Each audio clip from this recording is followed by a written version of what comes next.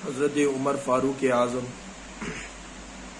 رضی اللہ تعالی عنہ کے واقعات ہم لوگ نے بہت سے سنے ہیں۔ اس میں ایک بہت مشہور واقعہ ہے کہ عمر فاروق اعظم رضی اللہ تعالی عنہ کے دور خلافت میں ایک بکری پل سے گر جاتی ہے، اس کا پیر پھنس جاتا ہے۔ یہ واقعہ ہم نے سنا ہے اور اسے ہم لوگ جانتے ہیں۔ پھر آپ نے بہت رویا اور بہت معافی مانگی کہ ان کے خلافت کے دور کے درمیان یہ تمام چیزیں نظر آئی۔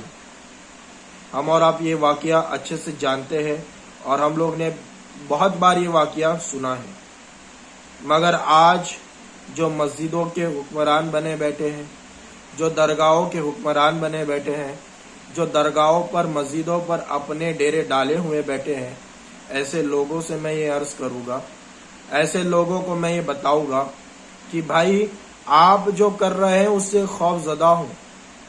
آپ جو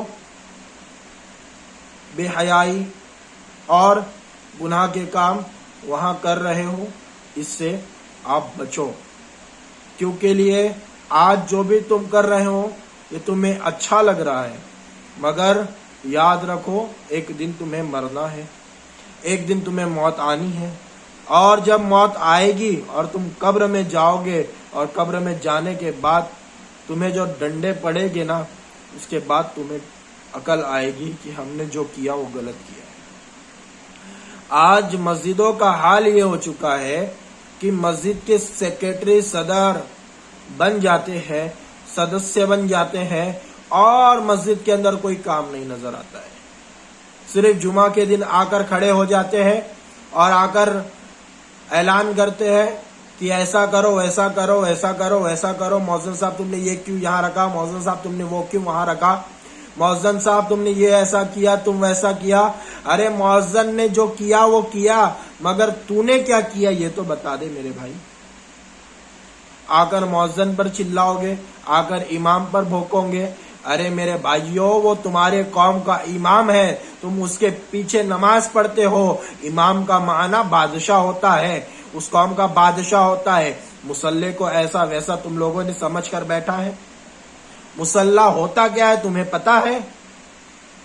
اتنا چلا رہے ہو، اتنا بھوک رہے ہو، اتنا کچھ کہہ رہے ہو، تمہاری غیرت تمہارے سامنے سمجھ میں آتی ہے؟ میرے بھائیوں، خدا کے لیے اپنی آخرت کو سنوارنے کی کوشش کرو۔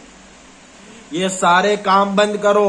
صرف مؤذن کی ذمہ داری نہیں ہے کہ وہ مسجد کی صفائی کرے، صرف مؤذن کی ذمہ داری نہیں ہے کہ وہ وضو خانے کی صفائی کرے، بلکہ یہ آپ سب کی ذمہ داری ہے، جتنے کمیٹی کے ممبر ہیں ان تمام کی ذمہ داری ہے کہ وہ بھی صفائی میں ساتھ دیں۔ اکیلے مؤذن کی ذمہ داری نہیں ہے، بلکہ اکیلے صرف امام کی ذمہ داری نہیں ہے کہ وہ لوگوں کو مسجد میں نماز کے لیے لائے، تقریر اچھی کرے۔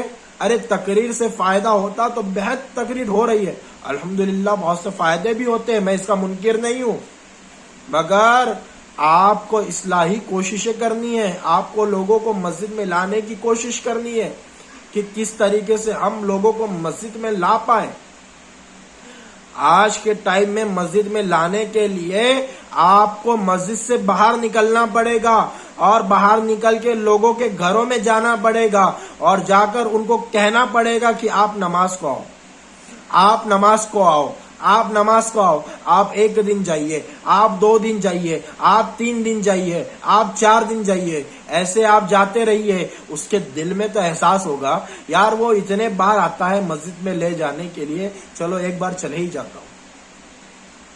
ایک بار لے کر آ جائیے اور کھڑے ہو کر وہی دعا کر لیجئے جیسے کہ حضرت ہمارے ولیوں کرتے تھے کہ اللہ ہم نے اسے یہاں تک تو پہنچا دیا، اب اس کی دل کو پلٹانا تیرا کام ہے۔ کہہ دیجئے انشاءاللہ اللہ آپ کی دعاؤں میں برکت رکھے گا تو وہ اس کا دل بدل جائے گا اور وہ نمازی بن جائے گا۔ کوشش کیجئے اس کے گھر تک جانے کی، جا کر کوشش کیجئے کہ اسے روز روز بولے کہ نماز کو بھائی آ، نماز کو آ، نماز کو آ، نماز کو آ۔ اسے کہیے کہ بھائی یہ گناہ ہے، اس گناہوں کو تم کیوں کرتے ہو، ان میں تم کیوں مبتلا ہوتے ہو؟ کیوں اس سے نہیں بچتے؟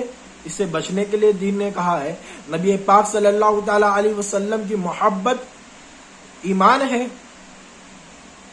آپ کی محبت ضروری ہے، اور جب تک مسلمان کامل مومن نہیں ہو سکتا جب تک کہ وہ رسول پاک صلی اللہ تعالی علیہ وسلم سے اپنی جان سے زیادہ محبت نہ کر لے، وہ تب تک مومن نہیں ہو سکتا۔ یعنی اس سے یہ سمجھ میں آتا ہے کہ نبی سے محبت کامل ہونی چاہیے۔ اگر ہمارا ایمان کو ہمیں کامل کرنا ہے تو ہماری محبت نبی سے جو محبت ہے وہ ایسی ہونا چاہیے کہ ہماری جان نکل جائے پر نبی کی محبت نہ چھوٹے، ہمارے گھر والے ہم سے دور ہو جائے پر نبی کی محبت نہ دور ہو پائے۔ تو یہ محبت ہے۔ آج دعوے تو ایسے کر رہے ہو کہ بھائی ہم سچے نمازی ہیں، ہم پکے عاشق رسول ہیں۔ ارے عاشق رسول ہوتے اور تمہارے دل میں سچی محبت ہوتی تو یہ داڑھی مبارک آپ کے چہروں پر نظر آتی، اگر سچی محبت ہوتی تو سر پر ٹوپی نظر آتی، اگر سچی محبت ہوتی تو سنت لباس نظر آتا۔ ارے تم جھوٹے ہو، جھوٹے، تمہارے دلوں میں نبی کی محبت نہیں ہے، تم صرف دعویٰ کرتے ہو، حقیقت میں محبت تمہارے دلوں میں موجود نہیں ہے۔ اگر تم نبی سے محبت کرتے تو تمہارے دل کے اندر نماز کی لذت ہوتی، نماز پڑھنے کی طلب ہوتی، اور تم پانچوں وقت مسجدوں میں دوڑتے بھاگتے ہوئے نماز کے لیے جاتے۔ اگر تمہارے دل میں نبی سے محبت ہوتی تو تم داڑھی مبارک سجاتے ہوئے نظر آتے، اگر تمہارے دل میں نبی سے محبت ہوتی تو نگاہوں کو گناہوں سے بچاتے نظر آتے، ہاتھوں کو گناہوں سے بچاتے نظر آتے۔ آج مسجدوں کا حال یہ ہو چکا ہے کہ مسجد کے سیکریٹری صدر صرف جمعے میں نظر آتے ہیں اور جمعہ کی نماز کے بعد وہ ہفتہ بھر مسجد میں نظر نہیں آتے۔ کیوں؟ ان کی ذمہ داری آپ نے مسجد کی لی ہے، آپ نے درگاہوں کی ذمہ داریاں لی ہے، آپ کا حق ہے کہ آپ اس کے اندر کیا ہو رہا ہے، کیا کمی ہے، کیا زیادتی ہے، وہ تمام چیزوں پر نظر رکھے، ان تمام چیزوں کو سمجھے کہ یہ سب کیسی ہے، اس کو صاف کیا گیا ہے یا نہیں کیا گیا ہے۔ اور آپ کو یہ بھی دھیان رکھنا ہے کہ کون بے نمازی ہے، کون نماز کو نہیں آ رہا ہے، کہ اسے کس طریقے سے نماز کے لیے لایا جائے، کیا پلان بنایا جائے کہ بندہ اس کے نماز کے قریب آئے، کیا پلان بنایا جائے کہ بچے مسجد میں پڑھنے کے لیے آئے، نماز کے لیے آئے۔ کئی بچوں کو چاکلیٹ دے دیجئے، ہفتے بھر کا روٹین بنا دیجئے کہ بچے اگر مہینے میں اتنے دن، ایک مہینے میں جو سب سے زیادہ نماز پڑھنے کے لیے آئے گا اس کو یہ تحفہ دیا جائے گا۔ بچوں کو نماز کی عادت پڑے گی۔ کوشش کیجئے کہ اس طریقے سے کوشش کیجئے کہ جو زیادہ بچے، جو زیادہ دن، زیادہ وقت نماز کو آئے گا اس کو یہ تحفہ دیا جائے گا۔ الحمدللہ سارے بچے مسجد میں نماز پڑھنے کے لیے آئے گے، اور جب بچے بچپن ہی سے نماز کے عادی بنیں گے، نماز پڑھنے والے بنیں گے تو انشاءاللہ تبارک و تعالی جوان ہونے کے بعد بھی نمازی رہیں گے، بوڑھے ہونے کے بعد بھی نمازی رہیں گے، اور الحمدللہ مرنے تک وہ نمازی رہیں گے، وہ مرنے تک نماز پڑھے گے، کیونکہ بچوں کو بچپن سے ٹرین کیا جا رہا ہے نماز کے لیے، کوشش کی جا رہی ہے۔ ایسے گفٹ رکھیے، ایسے تحفے کا انتظام کریے کہ مہینہ بھر یہ بچہ نماز کو آیا ہے اس لیے اس کو آج یہ تحفہ۔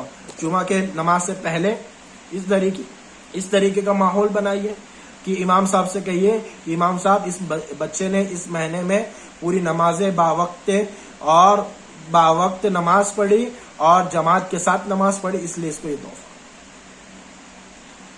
اور قرآن کے اندر کا تحفہ رکھیے کہ یہ بچہ قرآن پڑھنے آتے ہیں، اس میں یہ بچہ بہت اچھا قرآن پڑھتا ہے اس لیے اس کو یہ تحفہ۔ یہ بچہ بہت ساری حدیثیں یاد کی ہے اس لیے اس کو یہ تحفہ۔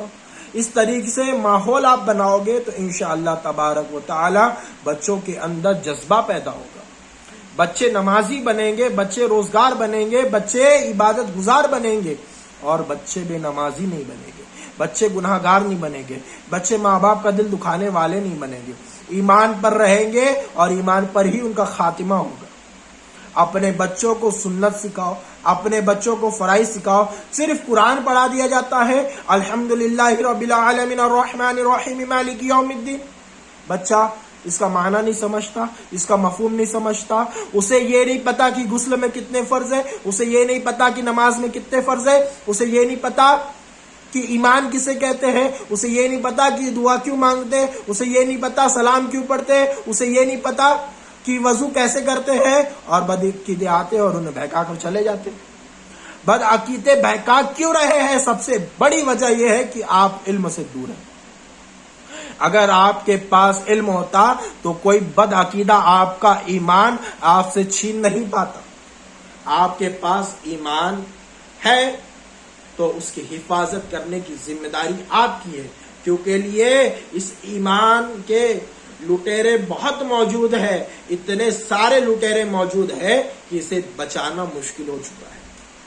میرے بھائیوں، اللہ اور اس کے رسول کے واسطے اپنے بچوں کو علم دین سکھاؤ، اور صرف بچوں کو نہیں، خود بھی علم دین سیکھو اور علم دین کو سمجھو کہ علم دین ہے کیا۔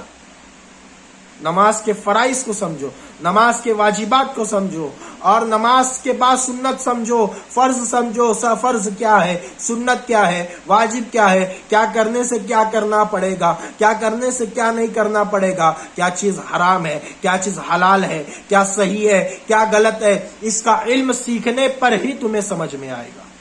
اگر ہم سیکھیں گے نہیں، ہمیں کیا سمجھ میں آئے؟ کالا اکشر بھینس برابر۔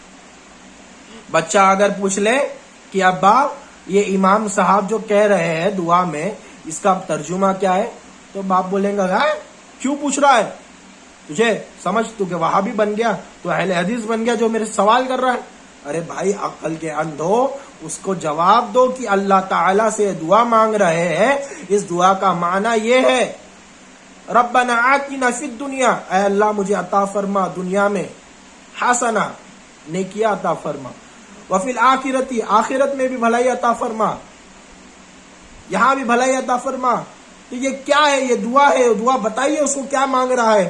آپ یہ بتائیے اللہم اغفر لی ولوالدی، اے اللہ میرے والد والدہ کی مغفرت فرما، اور یہ دعا مانگو۔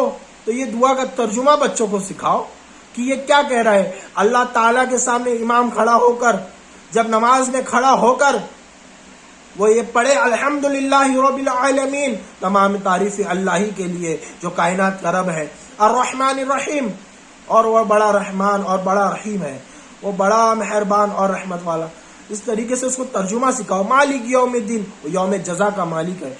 ایاک نعبد و ایاک نستعین، ہم تیری ہی عبادت کرتے ہیں، تجھ ہی سے مدد مانگتے ہیں۔ یہ ترجمہ جب سکھایا جائے گا، یہ بیان بتایا جائے گا، تب بچہ سمجھے گا کہ قرآن کیا ہے، حدیث کیا ہے، قرآن کے اندر کیا موجود ہے۔ یہ مسلمانوں کو پتہ ہی نہیں ہے۔ 100 میں سے 98% مسلمان کو یہ پتہ نہیں ہے کہ نماز کے اندر جو قرات کی جاتی ہے اس کا ترجمہ کیا ہے۔